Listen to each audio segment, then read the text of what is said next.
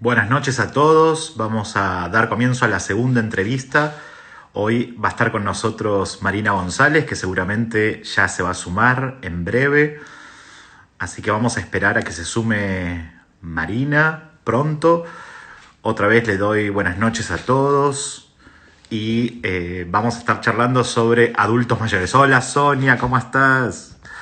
Bueno, acá se está sumando. También les cuento, mientras tanto, que se suma Marina, que la semana que viene va a estar Fabiana Parano y nos va a estar hablando sobre el rol del juego y el teatro en la clase de inglés. Hola Marina, buenas noches. Buenas noches, ¿Cómo ¿cómo andás? están? ¿Bien? Bien, bárbaro, tratando de acomodar el celular. Muy Ahí va. bien, ahí está, excelente. Hola Ale, hay mucha gente que se va sumando, ¿eh? Y nos va saludando. Qué bueno, Hola Euge Carrión también se acaba de sumar. pero ¿qué Así sería que, nosotros sin ella? por supuesto, vamos a estar muy acompañados hoy. Qué Bueno, lindo, muchas gracias. sí.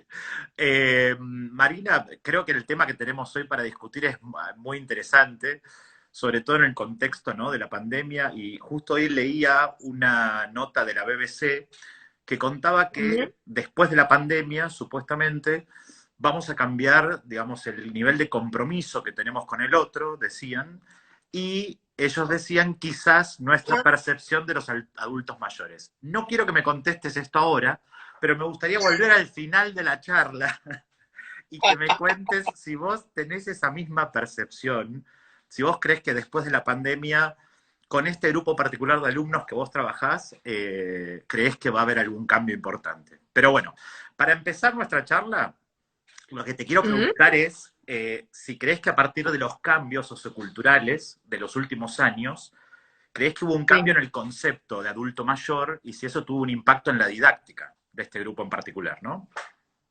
ok. Buenísima pregunta. Mirá, lo que yo pienso es que de los cambios de los últimos años, el adulto mayor apareció. Mm. Digamos, antes no existía. Detalle importante, ¿no? Claro, no es un tema menor. O sea, eh, antes estaba absolutamente invisibilizado.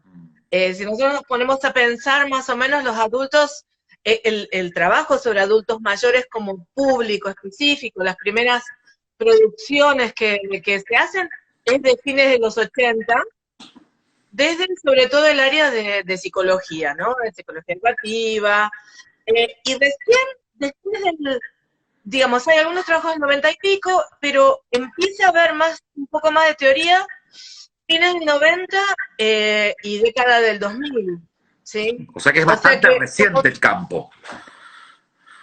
bastante reciente en la parte de educación y en la normalidad, Mm, porque normalmente el concepto, ¿no? Este planteo de qué es el adulto mayor, eh, era el viejito, mm. digamos, era el viejito, o sea, vos te jubilás y chau, te sentaste ahí a tomar mate hasta que te morís. Y fue cambiando tanto, tanto el mundo, que digo, hoy por hoy, un adulto mayor, ya pasado, ahora te voy a explicar un poquito más la subdivisión, pero digamos, cuando hablamos de adulto mayor, hablamos de Chomsky. Claro. Que está muy bien, ¿eh? Hablamos Que está de, muy bien Chomsky, porque pero realmente. por eso digo, yo me mato a veces, normalmente en los webinars o cualquier cosa, siempre hago referencia a que adulto mayor hoy es Keith Richards. ¿Entendés? O sea, eh, esa gente, o sea, Paul McCartney, eh, gente que vos no podrías asociar y que por suerte, y creo que eso es lo que hace que modifiquemos el concepto, vos no lo puedes asociar con una persona que no está aportando al mundo, ¿no? Vos tratás de dar, Son, con esos ejemplos, tratás de dar, digamos, esta idea de que están llenos de vitalidad y que realmente es un grupo de aprendizaje ávido de saber nuevas cosas, de poder incorporar nuevos conocimientos, habilidades. absolutamente, lo que tienen es, viste, lo que se usa mucho en educación, el tema de tener agencia, Ujú. o sea, tienen agencia, vos fíjate, bueno, me refiero puntualmente acá al caso del de la pandemia. Cuando en Ciudad de Buenos Aires se planteó que los mayores de 70 no podían salir, se les impuso una regla y en 24 horas armaron digamos, hicieron lobby, o sea que son un grupo de poder, hicieron lobby y modificaron la reglamentación. Entonces, ese es el adulto mayor de hoy. Obviamente, como todo el mundo, hay diversidad, hay variación, ¿no? Sí, sí.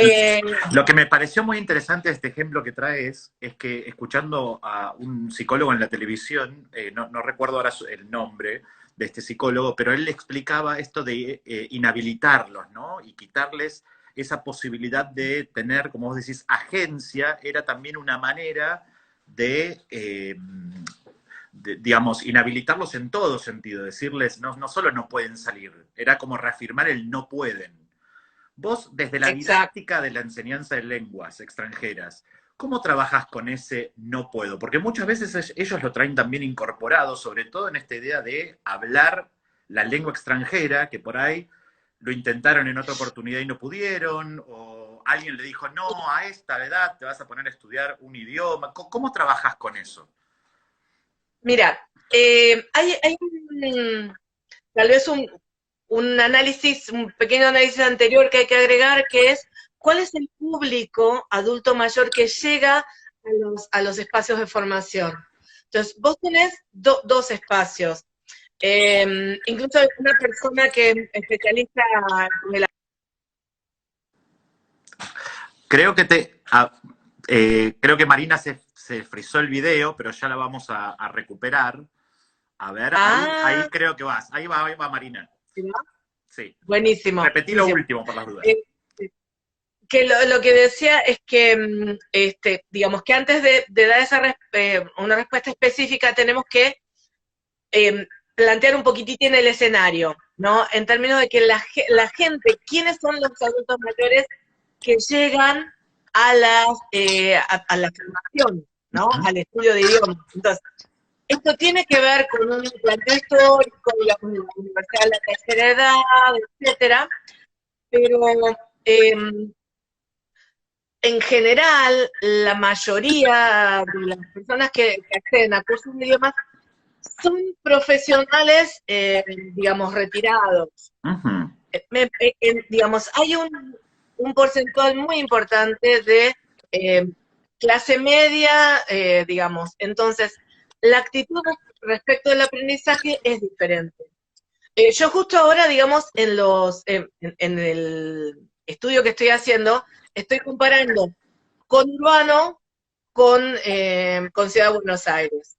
Porque el concepto del miedo, digamos, perdón, pero o sea, no puedo contestar sin no hay problema. marcar la diferencia de escenarios, ¿no? O sea, igual ahí sí, o sea, lo que es minoría generalmente en un ambiente universitario en Ciudad de Buenos Aires es más fuerte en ciertos espacios de conurbano, en los que vos te encontrás con personas, y una de las características de adultos mayores es que el 90% de la población estudiantil son mujeres, en todo el mundo.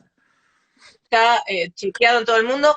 Hay todo un tema de ver qué pasa con esos hombres, digamos, que están ahí, que se encierran o tienen otra actitud, más allá de la diferencia en sobrevida que hay, ¿no? Pero siempre es cuando aparece uno en la clase lo aplaudimos y que no se vaya. Bien. Es fácil intergalar. Pero bueno, y en general ahí sí, el tema de los miedos es una cosa que es muy típica en las mujeres y en mujeres que también que tienen pobre experiencia educativa, ¿no? O, digamos, mujeres que a lo mejor tienen un entorno familiar que no las apoya. Estas las vas a encontrar, digamos, están siempre.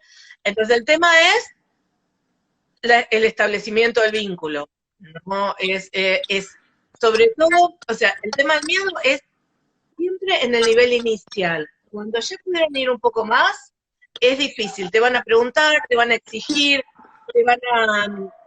siempre tienen millones de preguntas, pero no es tanto ese miedo a ver si puedo, que sí es característico en el nivel inicial, ¿sí? Y eso está muy marcado normalmente con la autoestima. Por lo que acabas de decir, intuyo que es un público muy exigente. Acabas de decir que, digamos, piden, solicitan, demandan, digamos. Debe ser un público exigente, ¿no? Como alumnos. Son exigentes como alumnos, pero más que nada como personas. O sea, vos tenés un público que normalmente hasta, digamos, hasta el día de hoy, como hemos dicho, ha sido invisibilizado, es maltratado normalmente. La primera vez que yo he escuchado furia, digamos, en los medios por los viejitos, es ahora con el tema de la pandemia que salieron a cobrar. Pero la pobre Norma Plath, Sí, ¿no? claro. se murió, se murió caperoleando, pobre viejita, hace 20 años. Y era, pues fíjate qué diferente en el mismo contexto la reacción social. Bien. A un público que no existía en ese momento, ¿no? Entonces, sí, es un tema importante. Tomando esto que decís de estos cambios, ¿crees que, digamos, hubo un cambio importante en el reconocimiento del derecho a la educación de los adultos mayores? Y si es así, ¿qué conceptos te parecen centrales en una didáctica que quizás promueva el reconocimiento de esos derechos de este grupo etario? Mira, sí, obviamente el tema del derecho de los adultos de los adultos mayores, digamos, a la educación es fuerte, aparece en la agenda casualmente a fines de, digamos, a principios del 2000. Entonces son todos estos tiempos que va tomando, digamos, el desarrollo. Y en nuestro país, digamos, es interesante porque más allá del movimiento empezó antes, digamos, cuando llega a Latinoamérica, extrañame, digamos, y en Argentina en particular, Tommy tiene juega el papel preponderante, porque es desde el ANSES, desde la, digamos, este programa, digamos, de asistencia, es el que se hace cargo de que la formación a los adultos mayores sea gratuita. Y esto es un planteo de derecho social, puntual. Absolutamente diferente, porque vos lo ves, el año pasado, no, 2018, tuvimos un encuentro regional en Chile, digamos, tanto en Chile o en otros países, son espacios solamente arancelados dentro de, de universidades privadas. Y vos acá, universidades privadas y públicas que funcionan en el proyecto UPAMI, dan, digamos, otorgan digamos, un servicio que es respuesta a un derecho de manera gratuita. Bien, bien. O sea, ya desde lo institucional, digamos, hay un reconocimiento de ese derecho. Ahora, al nivel de la clase en sí, vos qué, digamos, ¿cómo crees que desde la didáctica, qué puede hacer el profesor para realmente... Mira, sí. Relacionado un poquito también con algo que me habías planteado antes, esto en términos de que es un público demandante, ¿sí? ¿Qué pasa? Lo que necesita el profesor frente a una clase de adultos mayores es, lo voy a hablar en términos muy cotidianos, es tener abierto el corazón a la experiencia de la enseñanza. Que no hay un espacio de transmisión de ninguna manera, sino que es una construcción de comunidad en ese momento. Excelente. ¿Sí? Entonces, ¿qué es lo que necesita el docente que va ahí? Conocer primero que uno de los derechos o de los reclamos más fuertes del adulto mayor es la heterogeneidad. Ellos no les importa de ninguna manera ser igual al otro. Así como, digamos, hay en ciertos momentos de la vida o en la parte más andragógica, hay una individualidad, pero está a nivel motivacional, pero hay, digamos, se plantea un tema de homogeneizar, porque hay ciertas experiencias. Vos lo que te encontrás en una clase de adulto mayor es innumerable cantidad de recorridos por la vida. Entonces, si vos negás eso, negás la esencia del aula. Entonces, eso es fundamental, es relajarse, digamos, y prepararse para contestar diversas cosas de diversas maneras, ¿sí? Lo otro que es fundamental es el empoderamiento. Ellos no quieren que les des las cosas, digamos, porque esto está, digamos, muy asociado con otro concepto que es el tema de los prejuicios Ah, con los adultos mayores. el prejuicio por parte del docente, decís. El prejuicio por parte de la sociedad en general que es imposible al docente que se aísle de eso hasta no haber sido consciente de la situación, ¿no? Entonces, lo que es fundamental en este caso es evitar la infantilización, odian la infantilización, porque la infantilización tiene que ver con esto, con no respetar la heterogeneidad, no reconocerlos como individuos. Excelente. Y el viejismo. El viejismo es, pero, digamos, ahora después me refiero más al viejismo, pero digamos, estas dos afectan el tema del empoderamiento, ¿no? Que es uno de los conceptos que sí el docente tiene que tener en esta vida. Yo no voy a darles, yo voy a instrumentar espacios para que armemos. Es habilitar al otro, habilitar al otro. Habilitarlo, absolutamente. O sea, es tan simple como funcionar con el sujeto de la educación que es el educando. No, es tan simple como eso.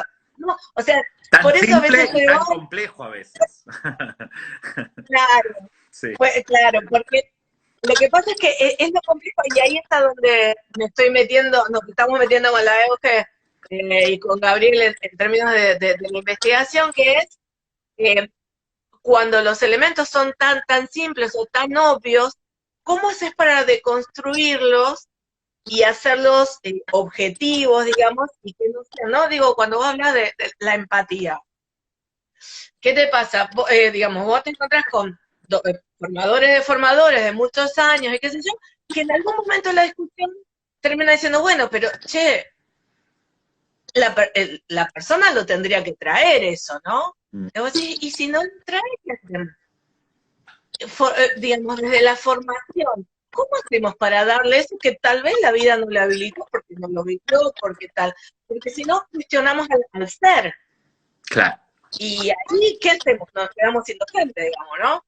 Es como muy complicada, digamos, eso, me parece. Bien. Así que, bueno, me gustaría, si podés ahondar un poco más en este tema que vos mencionaste, de los prejuicios con los que a veces quizás un docente puede entrar al aula de adultos mayores para enseñarle una lengua extranjera en particular, ¿no? ¿Qué prejuicios crees que suele tener? Te digo que tenemos a alguien que nos está saludando desde Brasil. Así que hemos llegado a Brasil. ¡Qué grande! Ay, yo no veo los nombres, Romano Rocha, lo saludamos. Dice un saludo de... ¡Ay! ¡Qué lindo! Gracias. Bien. Obrigado. No, por ahí no sabemos si Romano es de Brasil o es de acá, pero nos saluda desde Brasil. Bueno, qué lindo. Contanos sobre el tema de los prejuicios. Mira, entonces decía, por un lado, bueno, el prejuicio de la infantilización es uno, y el otro que te mencionaba es el del viejismo.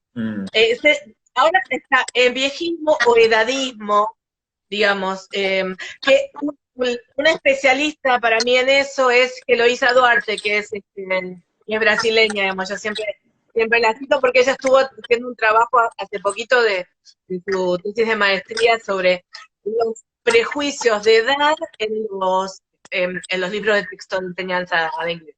Ah, qué interesante. Súper interesante. Y bueno, perdón, ¿cuál es el problema? ¿O cuál es la raíz de estos dos prejuicios, no? Básicamente que todos los acercamientos a la gueragogía, que es una palabra que me encantaría que empecemos a escuchar, vienen de la gerontología clínica. Ajá. Entonces, la gerontología clínica básicamente usa elementos que tienen que ver con la hospitalización y con categorizar el deterioro, digamos, de la persona. Marina, entonces, perdóname que te interrumpa. Nos piden si podés repetir el nombre de la autora que mencionaste. La autora... Eloísa Duarte. Digo Eloísa porque es con H. Bien. Es Eloísa Duarte. Bien. Este tema Entonces, de que viene vos decías que viene de la de la, clínica, claro, de la gerontología de la clínica. gerontología clínica. Claro, son los formularios que tienen que completar con lo que no le funciona bien, digamos, para marcar decaimiento, digamos, o decadencia. Entonces, como pasa mucho con las ciencias, estas cosas van al mundo común y se establecen como ley. Mm, Entonces, nosotros las absorbemos y las absorbemos como si fuera real. Y ahí nos pasa esto, ¿no? El viejo no sirve para tal cosa, no puede hacer tal otra, entonces, ¿qué hacen? Bueno, que te quede quietito y yo le sirvo, yo le hago. Mira, cuento una anécdota. En el Encuentro Nacional de Mujeres de La Plata, del año pasado, yo me fui a la mesa de adultas mayores, porque era una mesa de adultas mayores. Fue maravilloso. Primero, porque volviendo, a ver, desde el criterio de heterogeneidad, una de las cosas que es fundamental es que entendamos que el adulto mayor de hoy no va a ser el de dentro de 10 años ni el otro, que dependen evoluciona, del va momento. cambiando, es dinámico. Es dinámico y además depende del momento sociohistórico que vivieron. O sea, estos viejos de hoy, tenían 20 años en los años 60. Claro.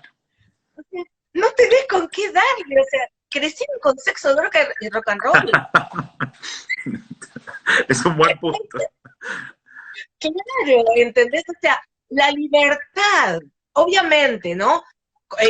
Nunca son la totalidad, parte de esta gente fue así y otras, digamos, estuvieron en su casa, con una vida más conservadora, lo que fuese.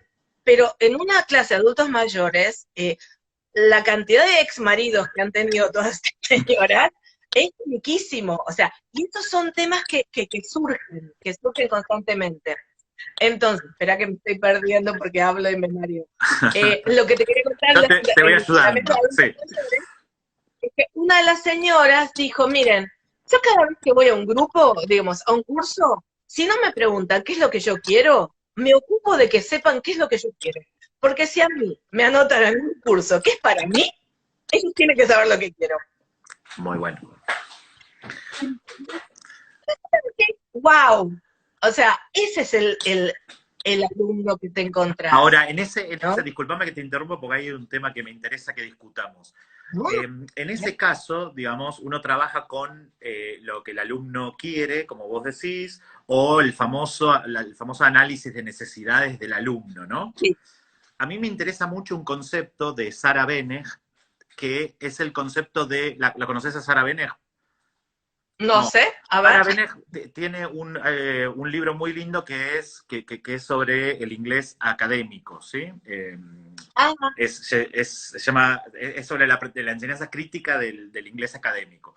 Y el concepto de ella es el concepto de análisis de derechos. Ella dice que hay que hacer un análisis de necesidades junto con un análisis de derechos, ¿no? Lo cual, sí. ¿qué significa esto? Un alumno puede necesitar algo, pero yo también, como docente, tengo que pensar a qué tiene derecho también ese alumno, digamos, a qué cosas tiene derecho. En el caso... Más allá de lo que él percibe como necesidad. Exactamente. En el caso de los niños, de los adolescentes, a mí este concepto, digamos, me resulta muy claro porque, digamos, por ahí un adolescente percibe que tiene cierta necesidad y uno dice, sí, pero vos también tenés derecho a mucho más que eso que estás percibiendo como una necesidad actual, ¿no?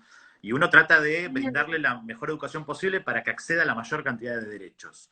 ¿Vos creés que este concepto igual también tiene relevancia con adultos mayores o, digamos, ellos ya tienen tal claridad que no hace falta que el docente, digamos, trabaje sobre esto? Mira, ¿te acuerdas que hace un ratito yo te comentaba que el tema de la baja autoestima era característico del nivel del inicial? La autoestima es casualmente la baja autoestima es una falta de derecho cumplimentado. Bien. Digamos, es fuertísimo. Yo esto lo empecé a percibir mucho más claro cuando empecé a trabajar en el programa de UPAMI en conurbano. En Ciudad de Buenos Aires no es tan fuerte, digamos, en Ciudad de Buenos Aires en el programa de UPAMI en universidad privada, ¿no? Viste que es segmentar. Está muy bien que hagas el sí. Pero la muestra tiene que ser clara, me parece. En general eso no es tan particular. Ahora, por ejemplo, a mí lo que me pasó personalmente, digamos, en la experiencia, digamos, de la clase, de el tener el alumno, la alumna que no puedo, yo no sé, a mí no me, digamos, y eso no debe ser, digamos, o sea, al docente te tiene que cuestionar desde los derechos de esa persona tiene derecho a sentirse bien consigo misma, tiene derecho a la vida más plena que pueda tener, y por ejemplo, me pasó de eh, tomar, que ya veníamos discutiendo, digamos, y se discute en la literatura, digamos, específica, el tema del papel del juego, digamos, o sea, la gran parte de los cursos, o sea, de los cursos que sean adultos mayores, el más, como el que mejor ranking tiene, es el de la memoria. Nunca podés competir, o se abren millones. Pero el juego de la memoria, digamos, los talleres de memoria trabajan muchísimo con juegos. Entonces, digamos, como la idea, digamos, de una idea didáctica importante es integrar todas las actividades que se hacen en el taller de la memoria en el laburo lingüístico. Bien. Digamos, si hay algo que yo quisiera que la gente se llevara a decir, bueno, no tengo la menor idea, pero por dónde camino, mis primeros pasos, es desde trabajos de la memoria, ¿no? Y entonces, ¿qué te pasa? Ahí te encontrás con gente, por ejemplo, que no sabe jugar. Claro. Y si es grande, no sabe jugar, es porque no tuvo satisfecho su derecho a jugar. Y ahí estamos, esos derechos de los niños que vos ves, digamos, ¿no? Como te decía, o sea, aquel niño que no fue satisfecho termina siendo un adulto mayor que tiene necesidades y que no, tal vez ni siquiera visibiliza sus derechos. Excelente. Marina, déjame contarles que la autora que yo mencioné se llama, porque me están preguntando en el chat, se llama Sara Benesch, SCH al final. Sara Benesch, ¿sí? Bien, Marina, ahora teniendo en cuenta toda esta contextualización que hicimos, el cambio, digamos, de concepto de adulto mayor, nombramos varias cosas. Vamos a tratar de meternos cada vez más dentro, digamos, del aula.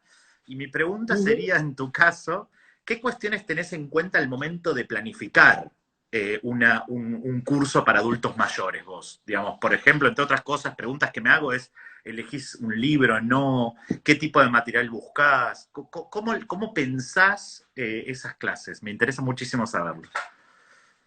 Mira, lo que en sí primero se relaciona directamente con esto que planteaste de las necesidades y derechos. Ahí es como, es lo que, viste, Virginia Zamuda plantea de abrir el campo semántico, ¿no? Empezás a pensar este espacio en estos términos. Digamos, más allá de la necesidad, porque la necesidad no sola es suficiente, yo lo que a esta altura planteo una grilla, digamos, de análisis, ¿no? Y mi grilla de análisis tiene que ver el nivel de autoestima de la persona, digamos, la historia de esa persona y en su combinación con los demás, ¿no? La experiencia educativa que tiene, digamos, ¿no? En términos de Dewey, ¿no? O sea, ¿qué le significó? ¿Cuánto acceso tuvo a la educación? ¿De qué estilo? Por ejemplo, vos te encontrás con gente que escribe muy bien. Claro. Porque pertenecen a esa tradición educativa. ¿Ah? Y el tema de a mí no me gusta mucho clase social, pero es acceso social, espacio social económico, digamos, porque esas son, digamos, entonces, historia personal, digamos, necesidades, digamos, ¿cómo se llama? Lo otro que dijiste espacio social, espacio social. Experiencia educativa y espacio social. Sí. ¿Sí? Entonces, ese cruce es lo que te permite decir, por ejemplo, tengo que empezar desde juegos o clase de nivel 1, vos das por supuesto, digamos, dentro de un planteo comunicativo que además cierra los objetivos de un adulto mayor, porque normalmente tiene que ver con aprender a usarlo, no para otro fin, en principio, digamos. Vos vas a decir, bueno, empezamos con los saludos. en conurbano yo me encontré con que tenía que ir 8 pasos para atrás y empezar con las letras y los números. Porque ahí podés llegar a tener, viste que cuando uno habla de enseñanza de adultos se habla del post-beginner porque supuestamente estuvieron expuestos al idioma, de una manera u otra, escolarización. Cuando vos te encontrás con personas que hicieron la secundaria, la primera secundaria hace 40 años, o no tuvieron una educación, digamos, completa, vos te encontrás con personas que no tuvieron ninguna exposición al idioma. Claro. Cuyo objetivo es tal vez ayudar a los nietos en la tarea. Entonces hay cosas que vos desde la enseñanza adulto general las soslayás porque decís, bueno, es instrumental, que resulta que no es instrumental, es literal. Claro. No, nos está pidiendo, Anabela, nos está pidiendo que aclares la diferencia entre adulto mayor y adultos, pero Anabela, Marina al principio de la charla, digamos, dio algunas ideas de qué era un adulto mayor. Quizás, Marina, ¿querés hacer alguna aclaración? Nos pregunta Anabela sí, eso. Es interesante. Primero, el adulto mayor, según la Organización Mundial de la Salud, es a partir de los 65 años. Ajá. ¿Sí? Ahora, una de las cosas nuevas que se generaron es que antes era de 75 en adelante, pero debido a la longevidad, ahora existe la cuarta edad. ¿Ustedes sabían que existía la cuarta edad? La longevidad. La longevidad generó que el adulto mayor se subdivida en 3 grupos. Adulto mayor, digamos, el longevo es el de más de 90, y la cuarta edad está entre los 80 y los 90. Bien. Entonces, de lo que nosotros estamos hablando es del grupo etario que va de 60, ponele, ¿sí? 60 a 65, porque si no llegó demasiado rápido, de 65, y fíjate que yo misma, digamos, con esta cosa de el prejuicio, aún en mí está, ¿no? Digamos, creo que están todos, eso no lo podemos evitar. Tenemos que yo creo que lo único percibirlo y trabajar con nuestros prejuicios, pero prejuicios tenemos todos. Absolutamente. Y otra cosa también que es importante respecto a la pregunta de Anabela es, digamos, que en términos teóricos, digamos, lo que es la didáctica, la pedagogía de adultos en general, se rige por el laburo de Knowles, ¿no? O sea, se rige por la andragogía, sí. Mientras que la idea es que el criterio de adulto mayor sea por la gueragogía. Y la gueragogía, para mí los autores más importantes, para mí la más importante es la que pone todo junto en enseñanza de idiomas, más allá que es muy cómico, pues una chilena que enseña español en Japón. Ah, qué interesante. Es muy interesante, pero es Dania Ramírez Gómez. Dania Ramírez Gómez, digamos, toma las líneas freireanas que lleva adelante Formosa, digamos, en todo su planteo educativo, digamos, y que él plantea una pedagogía crítica, y ella va un paso más allá, y lo que hace es una pedagogía crítica de la enseñanza de lenguas extranjeras. Excelente, excelente. Marina, quiero preguntarte algo. Primero, aclararle a la gente que todos estos varios autores que Marina está mencionando, cuando termine la charla los vamos a subir. Marina ya me facilitó los nombres de los autores para compartirlos con ustedes. Así que no se preocupen por eso y lo vamos a compartir. En el caso de, vos nombraste la andragogía, y yo soy bastante crítico al concepto de andragogía, porque creo que a veces el trabajo de Knowles me parece seminal, muy interesante, pero lo que suele suceder a veces con esos conceptos es que se tiene en mente como una especie de alumno universal, ¿no? Una especie de aprendiz universal. Y al decir, claro, no, y aparte al decir universal, digo, se piensa en cierta clase social, abstracto y también con cierto tinte ideológico, ¿no? Cierta clase social, bueno, ¿entendés a dónde apunto, no? O sea, en realidad, sí. mi crítica al trabajo de Knowles es que trata de universalizar algunas cuestiones que hacen el aprendizaje de los adultos, que no sé si son válidos para todos. Pasa lo mismo, digamos, en la gueragogía, ¿no? En la gueragogía. Mira, lo que me parece re interesante y que pega mucho, digamos, es a nosotros, a ver, ¿cuánto trabajo propio tenemos latinoamericanos para establecer nuestros planteos de pedagogías? Nosotros leemos trabajos eurocéntricos y eso sí, yo lo vengo viendo muchísimo, o sea, desde gestión, digamos, ¿no? Desde management. Digamos, cuando yo, digamos, diferenciaba por qué yo doy management y no doy gestión de instituciones, es porque la historia de la enseñanza en inglés está marcada por lo privado, está marcado por el cliente, digamos, por el acceso. Entonces, recién ahora, con estos movimientos digamos, de la periferia y el concepto del derecho y el reclamo de que se cumplan con los derechos que tienen, es lo que empezamos a pensar estas cosas, ¿no? Pero puntualmente eso es lo que nos pasa. Claro, estamos con un ideal. A mí me pasó incluso con las etapas de la investigación. La primera que hicimos, digamos, acá en Ciudad, era típica, digamos, lo que decía, ¿no? Profesional retirado, sus hijos, por los problemas económicos de la Argentina típicos, se fueron a vivir a un país de habla inglesa o de italiana, digamos, y entonces para comunicarse con sus nietos, esa persona que ya había en algún momento con estudios de alguna manera de inglés, quiere retomar eso en ciertos objetivos de vida. Pero esta no es la realidad de la persona, y de por sí, los cursos de inglés en las universidades, digamos, en Ciudad, tienen muchos niveles y una cantidad de inscritos impresionante. En conurbano vos tenés que caminar para que les interese. Primero porque además institucionalmente no tenés mucho apoyo. Y perdón, no, pero voy a esto porque tiene que ver con esto, con toda la periferia.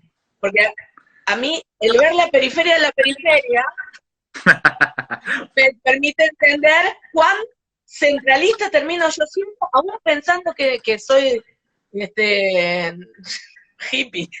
Es que esa es una lucha también de todos los días, ¿no? De poder correrse de eso, que nosotros somos parte de una sociedad que nos empuja para otro lado, en realidad. ¿No? Nos instala la idea de dónde está el centro, qué es la periferia, qué pensar sobre la periferia, y todo eso tiene un impacto después en nuestras clases. O sea, que hay que trabajar mucho con eso. Bueno, de por sí, el hecho de que haya un centro, con que consideremos que en la construcción hay un centro, ya ahí tenemos un planteo ideológico. Digo, porque, bueno, y me haces pensar, porque, bueno, por algo yo me voy a ciertos planteos teóricos, ¿no? Por algo yo hace años que vengo laburando teoría de la complejidad, porque para mí la respuesta es la tensión entre los elementos, no un factor central que atrae. Absolutamente. Sino que la respuesta es todo lo que está pasando, ¿no? Sí. Quiero volver, Marina, porque los dos nos vamos yendo, pero bueno, porque nos encanta justamente discutir y debatir. Pedimos perdón a la gente si los volvemos locos yendo y viniendo de los temas, pero es natural la conversación, no hay nada pautado. Pero me gustaría volver. No, está genial. Me gustaría volver al que vos estabas describiendo, digamos, qué cuestiones tenés en cuenta al momento de elaborar un curso concreto para adultos mayores. Nombraste ciertas cuestiones, pero me gustaría que vuelvas ahí, que realmente me estaba resultando muy interesante tu planteo. El tema era esto, entonces, si nosotros, sobre todo, bueno, tomábamos, si vos tenés, cuando analizás estos criterios, si tenés problemas fuertes de autoestima, tenés que hacer actividades que sean empoderadoras, ¿no? Que les permiten. Entonces, hay mucha actividad, o sea, siempre va a surgir del conocer el grupo. El criterio de diseño de cursos y materiales en estos cursos es hacia atrás, no es, digamos, hacia adelante, porque vos, sin conocerlo, sin conocer a esas personas, a esa sinergia que se genera, no hay forma. Entonces, por eso sí o sí, se comienza con un diagnóstico, se comienza, digamos, con conocerlos, con ver cuáles son las necesidades, una de las cosas que además son muy importantes y que son dadas por el diseño, digamos, desde PAMI y desde la historia de la Universidad de la Tercera Edad, es primero, que no, ellos no quieren quieren que los cursos sean modulares. Ah, qué interesante. No hay no planteos de niveles y que no puede haber evaluación. Mm. Entonces, lo que nos venimos rompiendo la cabeza es esto, bueno, bárbaro, porque, perdón, ¿no? Que me voy, pero las cosas se Sí, sí, combinan. se van combinando. Cuando los adultos mayores ingresan a un programa de formación, normalmente no se van más. Lo que hacen es, a lo mejor este cuatrimestre hacen italiano y el próximo francés y el otro huerta, y después el año que viene, entonces, a vos te quiebra la cabeza que el nivel 1 no es solamente nivel 1, porque puede ser que un alumno de nivel 1 que tuviste antes te vuelva. Entonces necesitas renombrarlo o decir, bueno, este cuatrimestre de los principiantes vamos a tomar estos ejes. Este módulo del mismo nivel va a abordar estos otros conceptos. Entonces vos permitís que vuelvan, que ellos vayan armando su propio trayecto. Y esto no es menor como, digamos, como desafío para nada. Por supuesto, es que estoy pensando en qué flexible, digamos, un docente siempre tiene que tener esta flexibilidad, ¿no? En la planificación, en la elaboración, diseño de un curso. Pero sobre todo acá, qué nivel de flexibilidad tiene que tener el profesor, ¿no? Y de adaptación, sí. Y de decir, bueno, voy a realmente abrir el oído y los ojos y escucharlos y ver qué pasa con el grupo antes de decidir qué voy a hacer la semana siguiente. Creo que... Y sobre todo, establecer el vínculo, mira, porque además te puede pasar que si hay un día que vos estás muy metido en lo que querés hacer, así como te pasa en cualquier otra clase, que te vaya más o menos mal, pero acá te va muy mal. O sea, te va mal. Sí. Claro.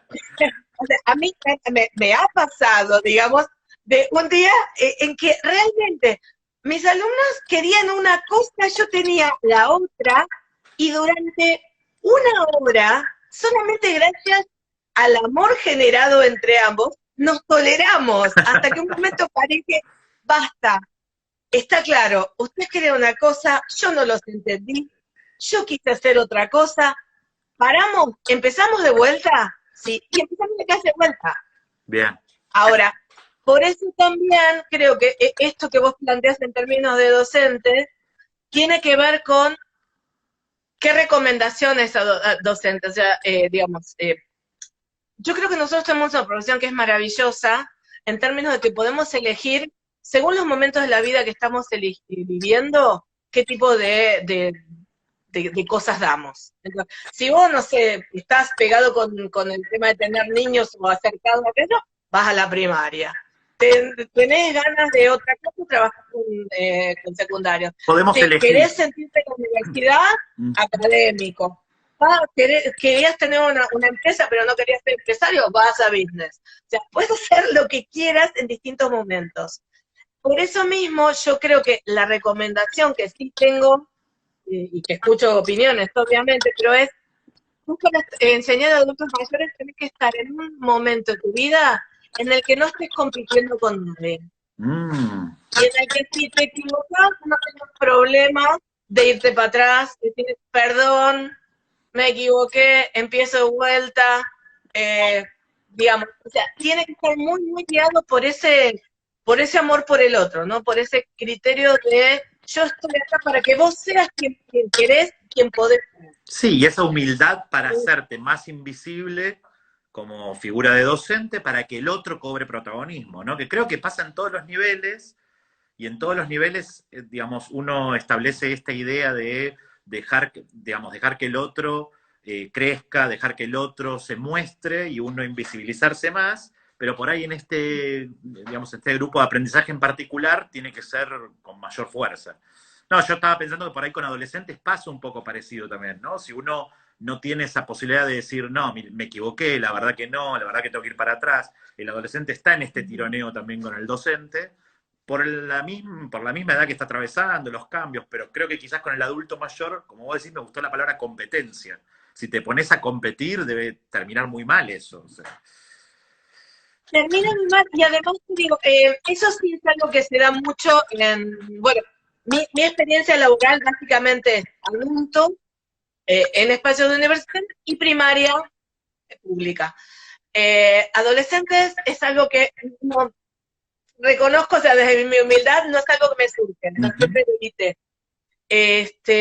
Pero, espérate que el tema es este, ¿no? Es cuando vos querés buscar algo, o sea, poder bajarte y poder negociar, y que no te esté pasando nada, digamos, o sea, que es la humanidad que tiene, digamos, el presente, ¿no? Buenísimo. Marina, te hago una pregunta que nos hicieron hoy nos enviaron hoy a través del Instagram, que me pareció interesante porque yo creo que también con este tema en particular, por ahí, desde la formación inicial venimos, digamos, formateados de una determinada manera, y quizás para este grupo en particular hay que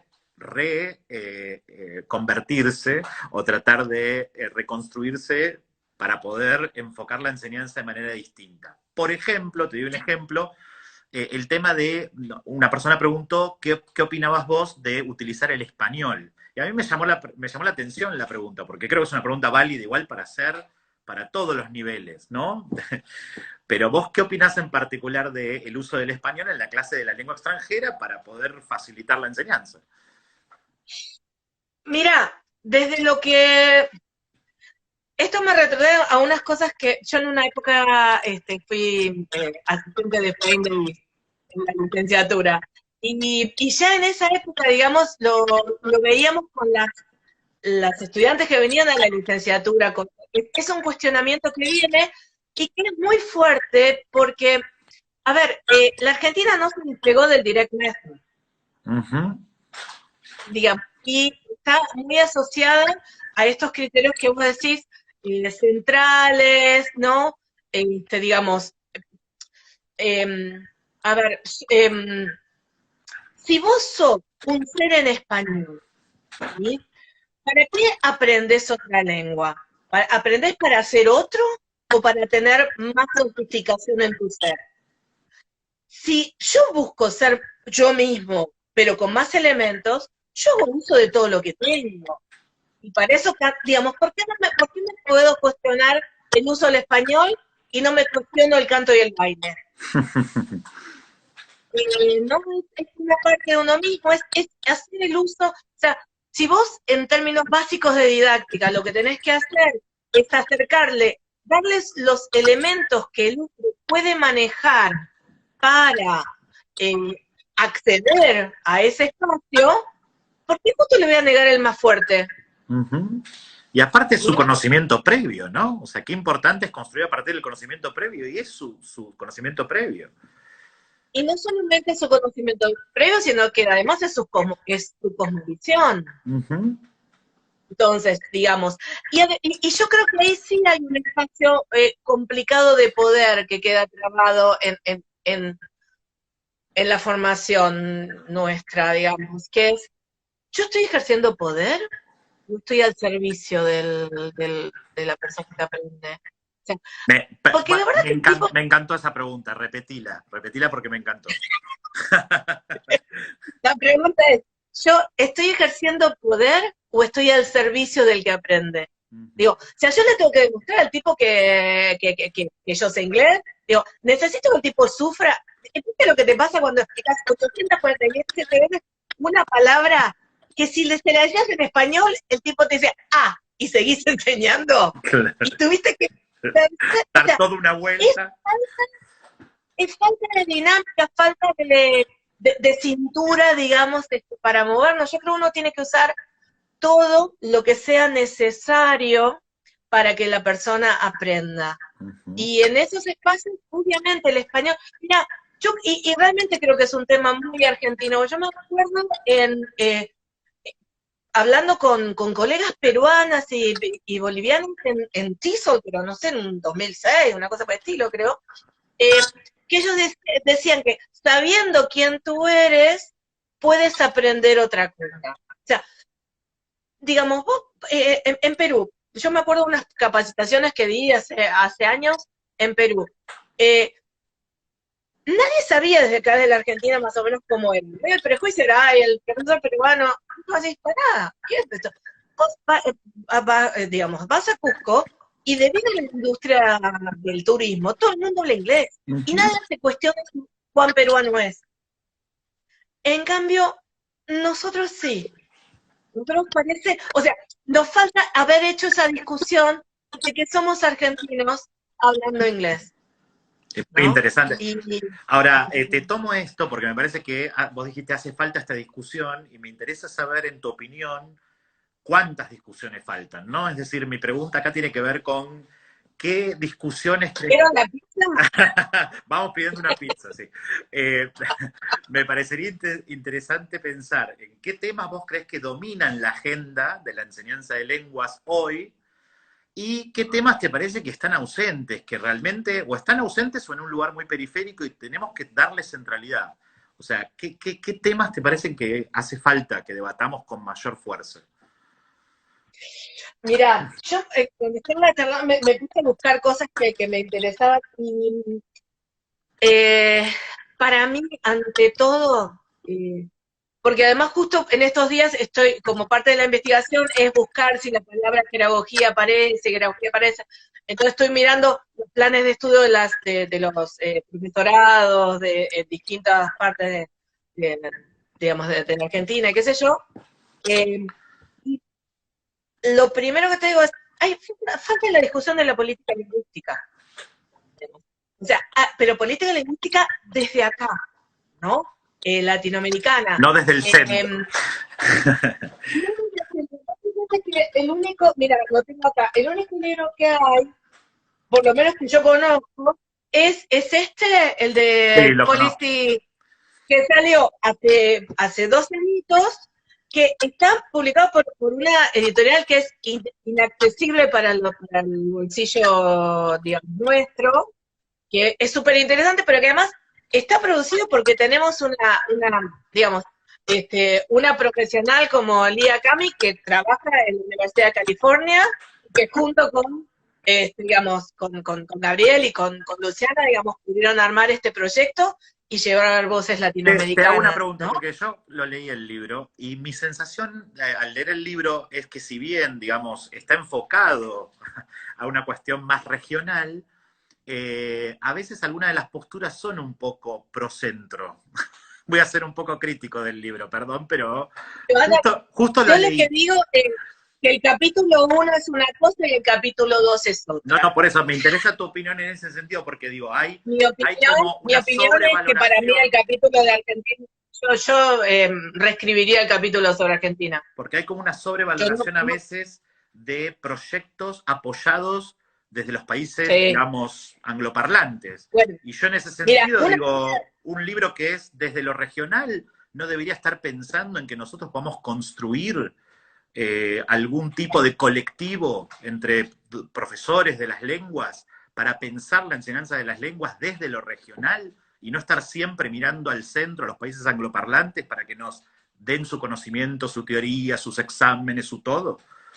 Bueno, por suerte, y una de las cosas que me encanta de la gente que es más joven que yo, como vos y como Darío y la Euge, es que les veo esa fuerza, esa discusión, o sea, esa discusión la está dando Darío y yo estaré, digamos, a tu lado todo el tiempo, porque, digamos, sí es una discusión que plantea Gabriel y que plantea Paulita Riviedo.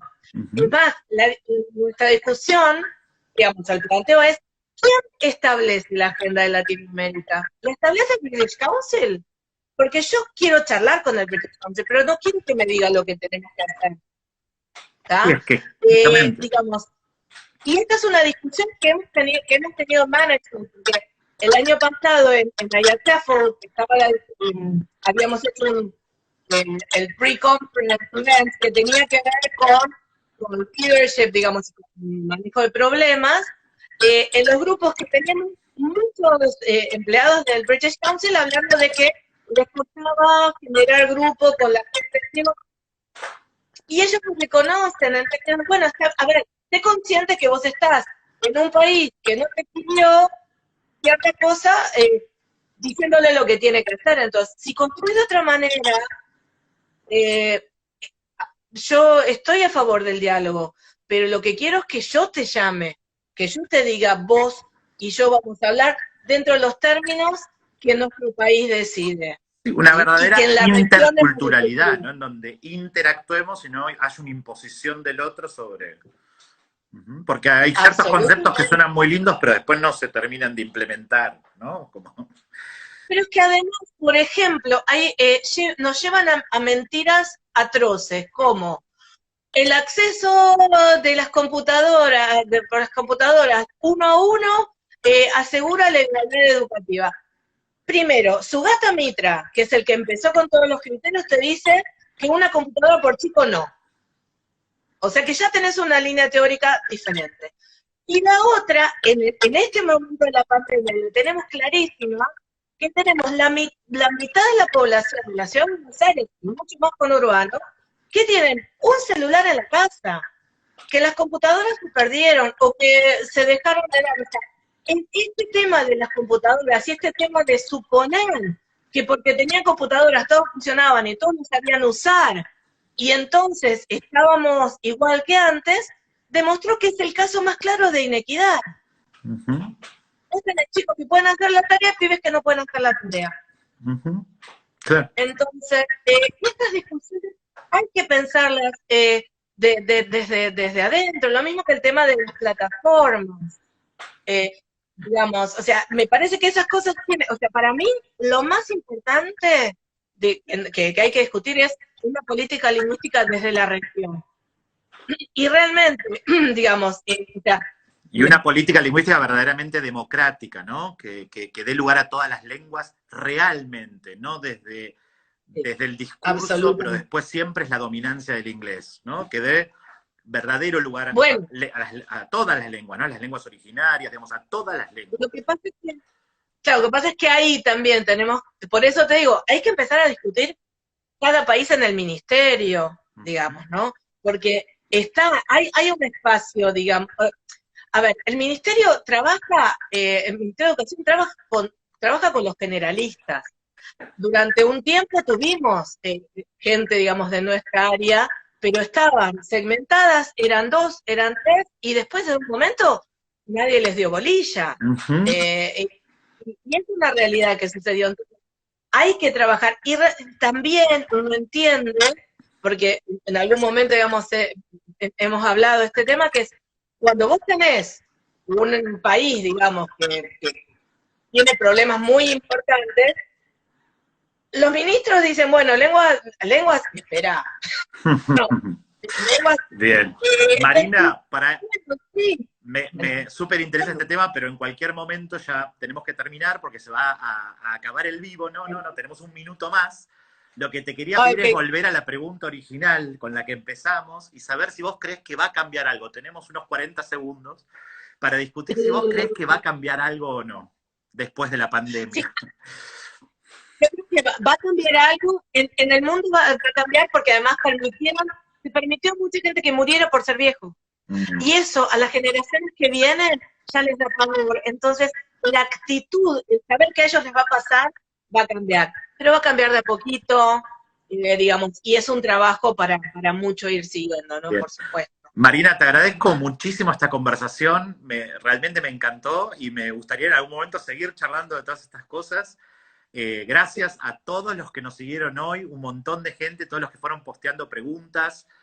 Vamos a seguir discutiendo el tema. Voy a subir ahora preguntas que Marina va a compartir con ustedes para seguir pensando y también textos para que puedan seguir leyendo sobre el tema de enseñanza de lenguas a adultos mayores. Y la semana que viene voy a charlar con Fabi Parano, que vamos a hablar sobre el juego, el rol del juego y el teatro en la clase de lenguas. Marina, mil gracias. Te agradezco. Un placer, Mariano. Encantada. Muchísimas gracias. Lo pasé genial. Espero que a los demás les haya gustado. Y bueno, para lo que necesiten, me encuentran. Gracias, Marina. Muchas gracias. Chao, buenas noches a todos.